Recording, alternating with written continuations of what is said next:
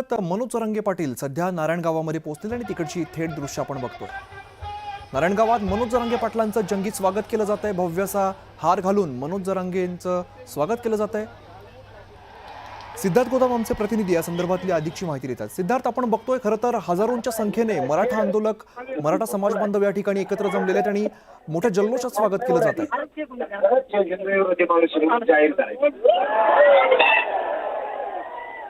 आता त्यांनी जागा होणं गरजेचं आहे। नारायणगावचं शेवटचा शब्द वापरतो आणि विनंती करतो, फडणवीस साहेब, मुख्यमंत्री साहेब,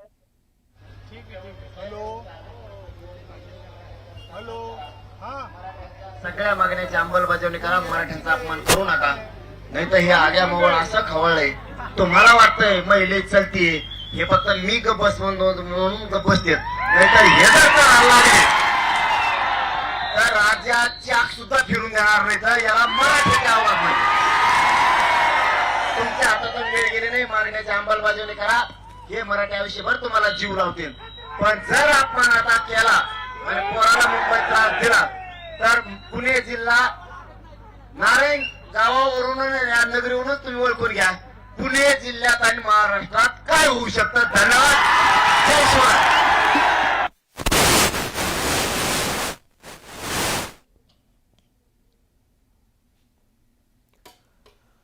तर हजारोंच्या संख्येने मराठा बांधव एकवटलेले आहेत। मनोज जरांगे पाटील यांचं जंगी असं स्वागत करण्यात आलेलं आहे। अनेक ठिकाणी हार घातले जात आहेत, फुलांचा वर्षाव केला जातोय आणि नारायणगावातली सध्याची दृश्य, मराठा समाज मोठ्या संख्येने या ठिकाणी सध्या उपस्थित आहे। मुंबईकडे कूच करताना मनोज जरांगे पाटील यांची रॅली आता नारायणगावामध्ये सध्या पोहोचलेली आहे आणि इकडनं मुंबईसाठी ते रवाना होतील। दरम्यान मोठ्या संख्येने यावेळेला मराठा समाज, मराठा बांधव या ठिकाणी उपस्थित आहे आणि त्यांचं मोठ्या जल्लोषात स्वागत केलं जात आहे। आपण दृश्यांमध्ये बघतोय, फोटो काढण्यासाठी सुद्धा मोठी गर्दी या ठिकाणी जमलेली आहे। दरम्यान मराठा वादळ आता मुंबईच्या दिशेने येताना आपल्याला बघायला मिळतंय।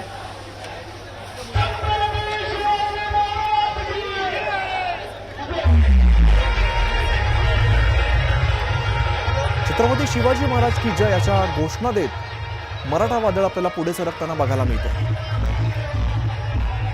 जेसीबीच्या माध्यमातून पुष्पवृष्टी अनेक ठिकाणी करण्यात येते। आपण सध्या दृश्यांमध्ये बघतोय, हातामध्ये भगवे झेंडे आहेत, भगव्या टोप्या दिसत आहेत आणि मोठ्या उत्साहामध्ये मनोज जरांगे पाटील यांचं सध्या स्वागत केलं जात आहे।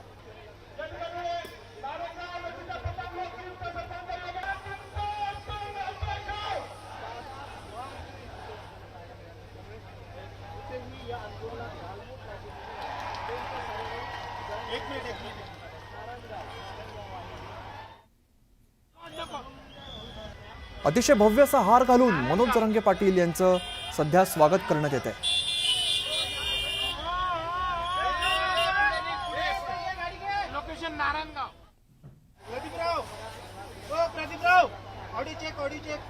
नारायणगावातली सगळी दृश्य आपण बघतोय, अगदी लहानांपासून मोठ्यांपर्यंत अनेक मराठा बांधव या मोर्चामध्ये सहभागी झालेले आहेत। जंगी असं स्वागत केलं जात आहे, जल्लोष केला जातोय।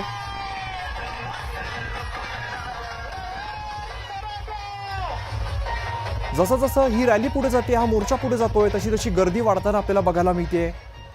हे भगवं वादळ आता मुंबईला धडकत आहे।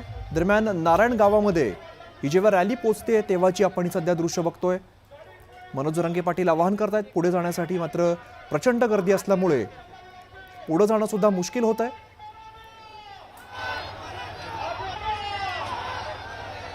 मनोज जरांगे पाटील जिकडे जातील तिकडे आपण बघतोय दृश्यांमध्ये अनेक ठिकाणी जेसीबी बघायला मिळत आहेत। जेसीबीच्या माध्यमातून त्यांच्यावरती पुष्पवृष्टी सुद्धा केली जाते। सिद्धार्थ गोदाम आमचे प्रतिनिधी या संदर्भातली अधिकची माहिती देतात। सिद्धार्थ, आपण बघतो नारायण गावात अतिशय जल्लोषात स्वागत करण्यात येत आहे।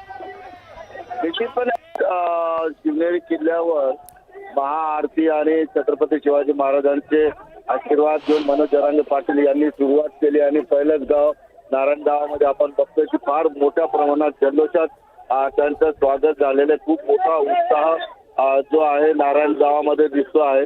एकंदरीतच नारायणगाव आणि नारायणगावच्या पुढे आणि नारायणगावच्या मागे खूप मोठ्या प्रमाणात ट्रॅफिक आणि नागरिक अडकलेले आहेत। मात्र आता मनोज जरांगे पाटील त्यांची रॅली जशी पुढे जाईल तसा तसा रस्ता मोकळा होत जाईल आता सध्या तरी नारायण गावामध्ये एकच जल्लोष आहे आणि घोषणाने आवाज दुमदुमून गेलेला आहे. निश्चितपणे आपल्या भाषणामध्ये आता सुद्धा मनोज जरांगे पाटील यांनी देवेंद्र फडणवीस यांना पुन्हा एक संधी दिली. तुमच्याकडे वेळ आहे, उद्याचा दिवस आहे, उद्याच्या दिवसात निर्णय घ्या, मराठे तुम्हाला डोक्यावर घेऊन नाचतील अशा पद्धतीचं या ठिकाणी मनोज जरांगे पाटील यांनी मार्गदर्शन करताना वक्तव्य केलेलं आहे. दुसरी दुःखद घटना सुद्धा आज घडलेली आहे.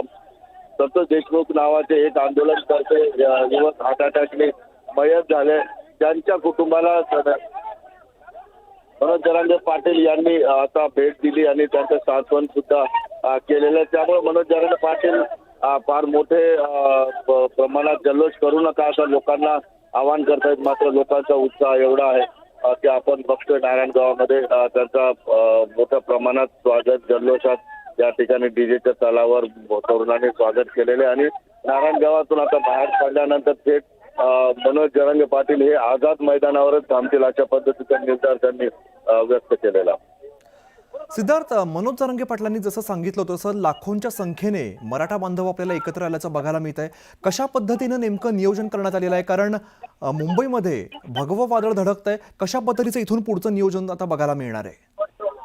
हे बघा, बऱ्यापैकी जे आहे आंदोलनकर्ते हे मुंबईकडे रवाना झालेले आहेत. मात्र मराठवाडा असेल किंवा पश्चिम महाराष्ट्रातली जी काही येणारी मंडळी आहेत ती मनोज जरांगे पाटलांच्या सोबत आहेत.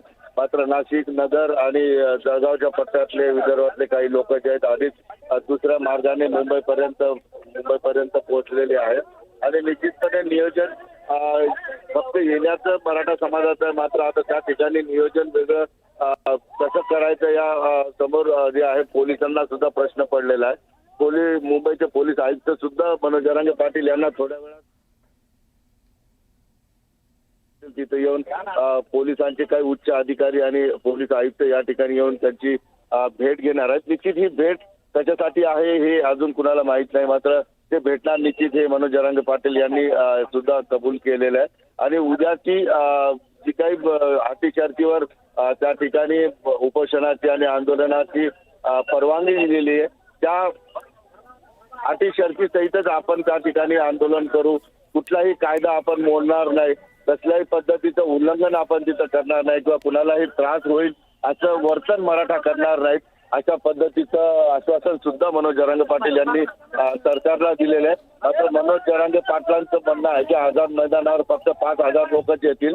मात्र मुंबईमध्ये आलेले इतर मराठे दुसऱ्या मैदानावर बसतील, त्यांना त्रास दिला जाऊ नये अशा पद्धतीचा इशारा सुद्धा पोलीस सरकारला मनोज जरांगे पाटील यांनी दिलेला आहे. निश्चितपणे मोठ्या प्रमाणात संख्या येईल असं दिसतंय. पोलिसांच्या गुप्त वार्तांनुसार सुद्धा मोठ्या प्रमाणात मराठे त्या ठिकाणी येतील. मात्र पोलिसांसमोर मोठी अडचण हीच आहे प्रशासनासमोर की जर एवढ्या मोठ्या प्रमाणात एकंदरीत आझाद मैदानावर जर मराठा समाज आला तर कुणाला अडवायचं आणि नेमके 5,000 कार्यकर्ते कसे सोडायचे हा मोठा प्रश्न त्या ठिकाणी उद्भवू शकतो. म्हणूनच पोलीस आयुक्त हे मनोज जरांगे पाटील यांची भेट घेण्यासाठी येत असावेत. कदाचित याबद्दल स्पष्टता थोड्या वेळातच येईल. बरं सिद्धार्थ, खरं तर अटी शर्तींसह मनोज जरांगे पाटील यांना आंदोलनाला परवानगी मिळालेली आहे. त्याबद्दल जरांगे पाटलांनी काय भूमिका व्यक्त केलेली आहे किंवा कार्यकर्त्यांमध्ये त्याबद्दल काय वातावरण बघायला मिळत आहे? हे बघा, सर्वप्रथम मनोज जरांगे पाटील यांनी सरकारचं अभिनंदनच केलं होतं काल की कमीत कमी एक दिवसाची का होईना मात्र मुख्यमंत्र्यांनी आम्हाला परवानगी दिलेली आहे.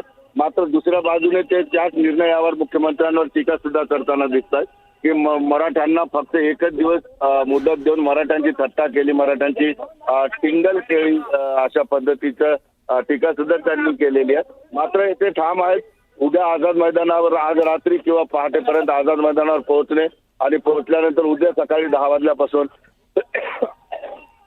आझाद मैदानावर उपोषणाची सुरुवात करणे यावर ते ठाम आहेत. मात्र दुसऱ्या बाजूने जे काही नियम अटी शर्ती दिल्या ते सुद्धा आम्ही पालन करू, त्याच्या कुठल्याही पद्धतीने आम्ही कायदा हातात घेणार नाही असं आश्वासन सुद्धा त्यांनी दिलेलं आहे.